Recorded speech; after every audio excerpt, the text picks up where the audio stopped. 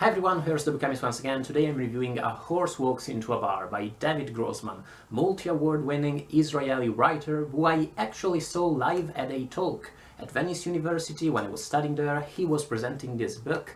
It was more than a year and a half ago actually, and finally I had the time to check out this very short novel on the wondrous and terrible world of stand-up comedians. Now, I love stand-up comedy, I actually like it a lot, but I can't say I'm too much of an expert on it. I know some shows, some of the most famous shows by people such as George Carlin, Dave Chappelle, Louis C.K., but I'm not an expert in any way, also because in Italy stand-up comedy in its common form, especially in the American form, does not really exist. In all honesty, I do not think that the Italian people, generally speaking of course, are too receptive to the kind of caustic irony you usually find in stand-up comedy, because of course these people, these guys, these women, make fun of the most terrible things. They make fun of war, of disease, of terrible tragedies, and a large part of their comedic power comes exactly from how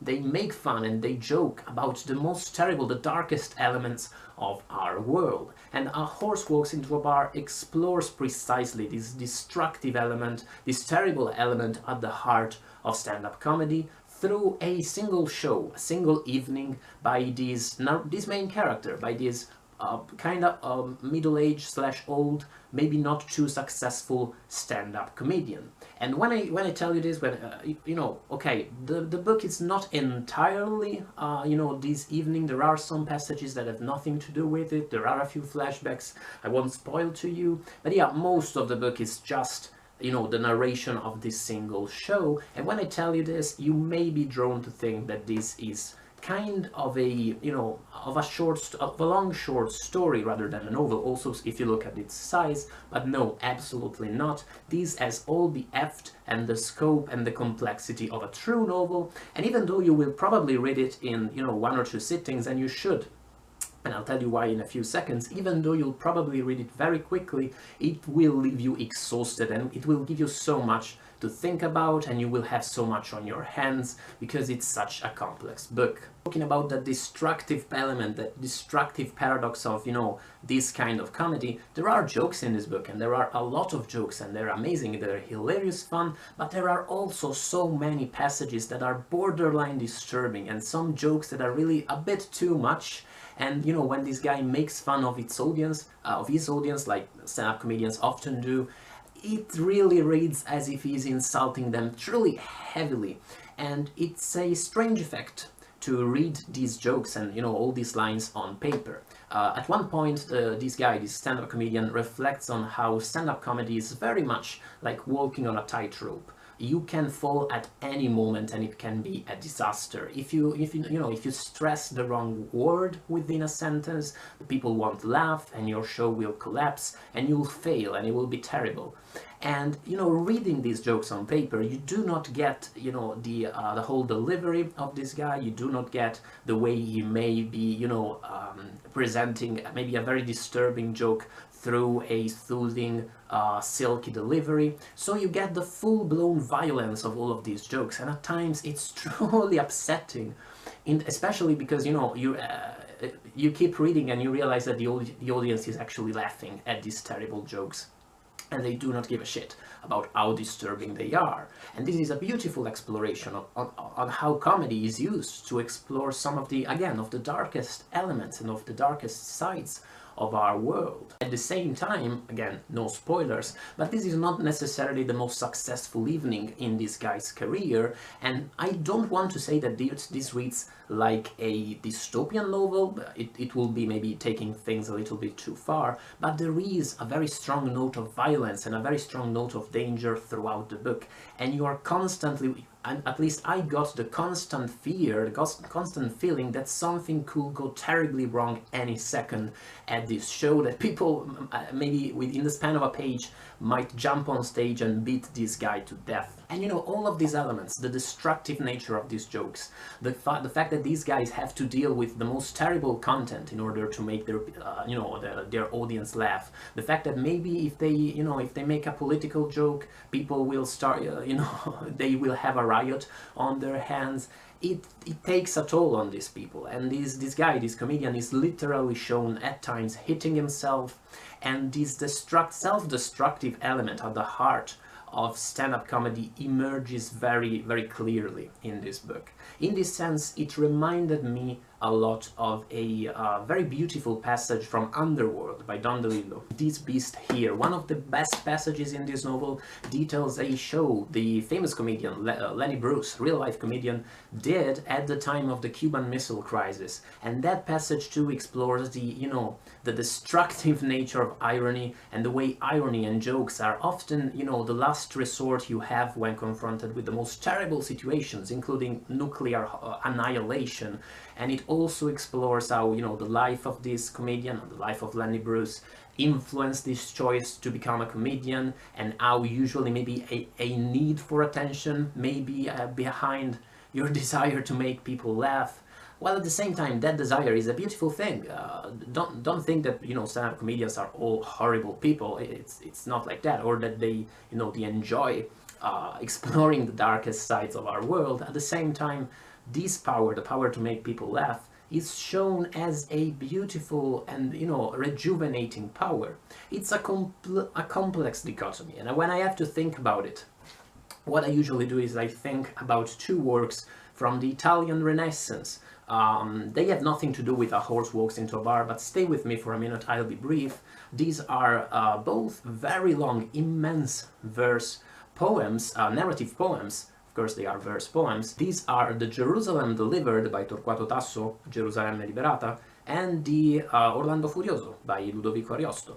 And they are both poems, narrative poems about knights doing knightly deeds. The Jerusalem Delivered is about the First Crusade, it's about the Crusades and, you know, again, the conquest of Jerusalem, and it is so full of tragedy, and all sorts of horrible shit happens to the characters all the time. They commit the most terrible things you can possibly imagine. Such beautiful poem, and it's so full of tears and of despair, but at the end of the day, the message of the text is very optimistic. It's a message of redemption. It's a message of, you know, achieving something better than out of all the tragedies life inflicts upon you.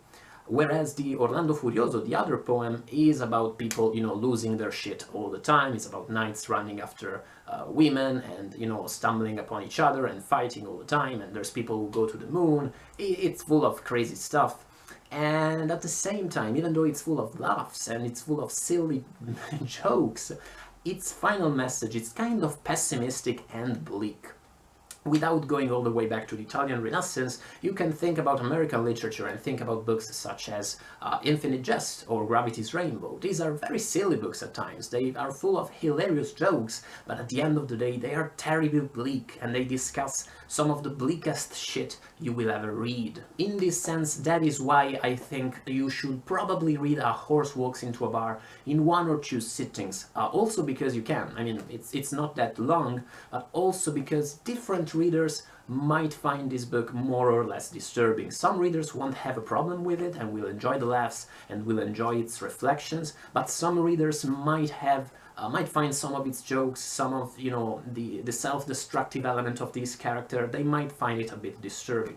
Nothing that will scar you for life, but I think that if you can read it, you know, very quickly, that is probably going to be better, and you'll also be able to enjoy the sparkle of hope at the end of the book. Really, even just as a virtuoso performance, this deserves to be read. The way this evening show is turned into an entire novel, the way the narrator, which I haven't talked about, I'll let you discover about him yourself, the way he interacts with this comedian is handled masterfully.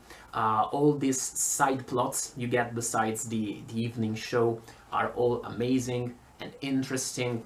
And I haven't even told you what the comedian talks about in the show, which is some pretty disturbing shit. This book deals with bullyism, it deals with home abuse, and again, that's part of the reason why some of you might find it disturbing, but make no mistake, it is never too morbid when it deals with these topics. do not think that David Grossman exploits these topics in any way. It handles them beautifully. They are still tough topics. What I want to say is, yeah, do not make the mistake of thinking that because this is a short book and its title is kind of a joke, and it is filled with jokes, this is going to be a light read. Far from it. Again, its own heft will make for a kind of a difficult reading. You're probably going to feel exhausted. I felt exhausted once you finish this thing because of all its many reflections and all of the way it sets your synapses on fire. Even though it's not like it's a difficult book because of its style or because of its complicated plot or the way it's presented. It's truly just a masterful novel. Again, it's a virtuoso performance, very much like a very good stand-up comedy show with all its, tightrope walking and that kind of equilibrium you have to keep all the way through.